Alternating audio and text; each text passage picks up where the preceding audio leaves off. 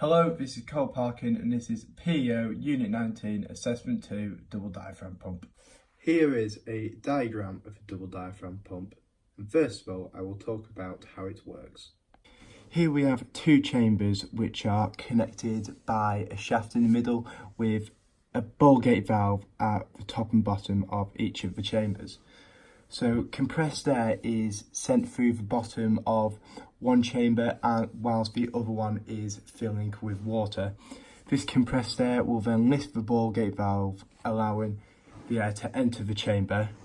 Whilst the air is entering the chamber, this will send the shaft over to the other chamber, which then forces the water upwards, lifting the ball gate valve out of the seat and allowing it to discharge upwards. So whilst the water here is being displaced, it will then be filling up with compressed air and the other chamber will be filling up with water.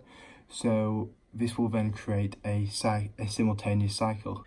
So to start off the disassembly, we started by removing these bolts here at the top and bottom of the pump using a 13mm spanner. This allowed us then to access the 4 ball gate valves which are located at the top and bottom of each of the chambers. We have then assessed these ball gate valves for any damage at the O-rings and the actual balls themselves, as these are made of rubber and can wear over time. Once these ball gates were removed, we were then able to access the main chamber of the valve.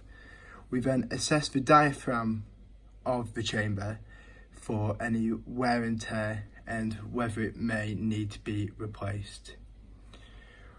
When assembling it back together, these plates here, we had to use a crisscross tightening method to make sure they were tightened properly and they could not come loose.